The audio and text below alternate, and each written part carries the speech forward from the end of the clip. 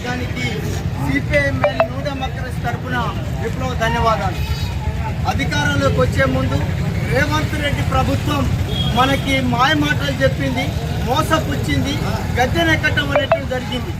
అందులో ముఖ్యంగా కార్మికులను ఎవరైతే ఉన్నారో సింగరేణి పరిధిలో ఉన్నటువంటి కార్మికులందరినీ కూడా రెగ్యులరైజ్ చేస్తాను, వాళ్ళ వేతనాలు పెంచుతాననేటువంటి చెప్పింది.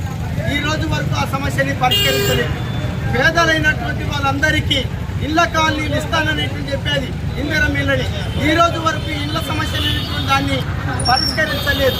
అలాగే రేషన్ కార్డులను ఇస్తాననేటువంటి చెప్పింది, రేషన్ కార్డుల సమస్యని పరిష్కరించలేదు. అట్లాగే విద్య సమస్య అలాగే మిగిలిపోయింది, వైద్య సమస్య అలాగే మిగిలిపోయింది, కార్మికుల వేతనాలు అలాగే మిగిలిపోయాయి. అట్లా కార్మికుల యొక్క సమస్యల కంచి మొదలు పెడితే సామాన్య రైతు సమస్యల వరకు కూడా ఏ ఒక్క సమస్యని పరిష్కరించడంలో ప్రభుత్వం పూర్తిగా ఫెయిల్ అయిపోయినటువంటి పరిస్థితి ఉన్నది. అట్లా 6 గ్యారంటీని అమలు చేయకపోగా 7వ గ్యారంటీని కూడా అమలు చేస్తానని చెప్పింది.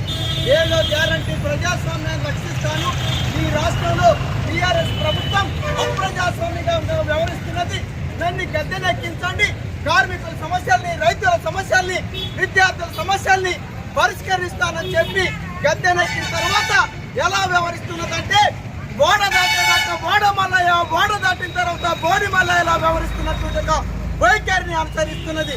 అట్లా రైతులు పండించిన పంటలకి మద్దతు ధర లేవు, గిట్టుబాటు ధర లేవు. ఇట్లా రైతు సమస్యల్ని పరిష్కరించకుండా నిర్లక్ష్య వైఖరిని అనుసరిస్తున్నటువంటి ఈ స్థితిలో సిపిఐఎంఎల్ న్యూ డెమోక్రసీ ఆధ్వర్యంలో ఈ నెల 20వ తారీఖున చలో అసెంబ్లీ, చలో హైదరాబాద్ కార్యక్రమం పిలుపునిచ్చాం. ఈ సమస్యలన్నింటినీ పరిష్కరించేంత వరకు సిపిఐఎంఎల్ న్యూ డెమోక్రసీ ఐఎఫ్టి ఆధ్వర్యంలో దశల వారి ఉద్యమాన్ని కొనసాగిస్తాం. 6 డిమాండ్లు పరిష్కరించేంత వరకు పోరాడతామని చెప్పి సందర్భంగా తెలియజేస్తూ కార్మికులందరూ హైదరాబాద్ కార్యక్రమానికి కదిలి రావాల్సిందిగా ఈ సందర్భంగా పిలుపునిస్తూ ముగిస్తున్నాను. ఈ రోజున ఎన్నికల సందర్భంగా అనేక హామీలు ఇచ్చినటువంటి రేవంత్ రెడ్డి ప్రభుత్వం ఇవాళ భవన నిర్మాణ కార్మికులకు శూన్యాస్తాన్ని చూపిస్తున్నటువంటి పరిస్థితి కొనసాగుతూ ఉంది. ఇవాళ భవన నిర్మాణ సంక్షేమ బోర్డు ఏదైతుందో ఆ బోర్డుకు సంబంధించినటువంటి 1000 కోట్ల రూపాయలని దారి మళ్లించినటువంటి గత ప్రభుత్వం ఏదైతుందో ఆ గత ప్రభుత్వ బాటలోనే ఇవాళ రేవంత్ రెడ్డి ప్రభుత్వం వ్యవహరిస్తూ ఉంది.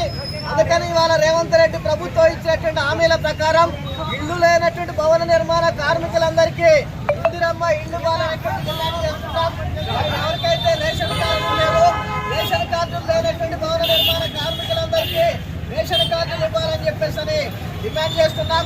అంతేకాకుండా ఇవాళ భవన నిర్మాణ సంక్షేమ బోర్డు ఏదైతుందో ఆ సంక్షేమ బోర్డులో అన్ని కార్మిక సంఘాలకు ప్రాతినిధ్యాన్ని కల్పించాలి. సంక్షేమ బోర్డు అమలు చేస్తున్నటువంటి సౌకర్యాలు ఏవైతున్నాయో అవి ప్రసూతి సందర్భంగా ఇచ్చేటువంటి సహకారం కావచ్చు, మరణం సందర్భంగా ఇచ్చేటువంటి సహకారం కావచ్చు, పెళ్లిళ్ళ బిడ్డల పెళ్లిళ్ళకి చేసేటువంటి సందర్భంగా ఇచ్చేటువంటి సహకారం కావచ్చు, యాక్సిడెంట్ల సందర్భంగా ఇచ్చేటువంటి నష్టపరిహారం కావచ్చు, ఇట్లాంటి అన్ని హాస్పిటల్, వైద్యం, సంక్షేమ సౌకర్యాలు ఏవైతున్నాయో వాటిని రెట్టింపు చేయాల్సినటువంటి అవసరం అనేటువంటిది ఉంది. ఈ విషయంలో ఏదైతే రేవంత్ రెడ్డి ప్రభుత్వం హామీ ఇచ్చిందో ఆ హామీల్ని అమలు చేయాలని చెప్పేసి డిమాండ్ చేస్తున్నాం. ఆ హామీలు అమలు చేయాలని చెప్పేసి కోరుతూ భవన నిర్మాణ కార్మికుల సంక్షేమాన్ని మెరుగుపరచాలని కోరుతూ ఈ నెల 20న జరిగేటువంటి హైదరాబాద్ కార్యక్రమాల్లో భవన నిర్మాణ కార్మికులు పెద్ద ఎత్తున పాల్గొనాలని చెప్పేసి ఐఎఫ్టి రాష్ట్ర కమిటీ తరఫున భవన నిర్మాణ కార్మిక సంఘం తరఫున విజ్ఞప్తి చేస్తున్నాం.